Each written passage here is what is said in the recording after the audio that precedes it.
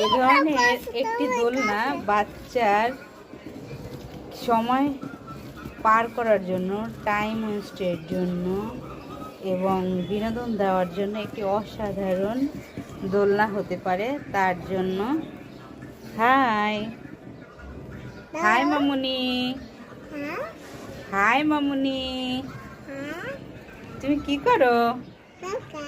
দোল খাইতেছো? তোমার দোল খাইতে ভালো লাগে? তাই? ভয় লাগে না? ভালো লাগে। তাই?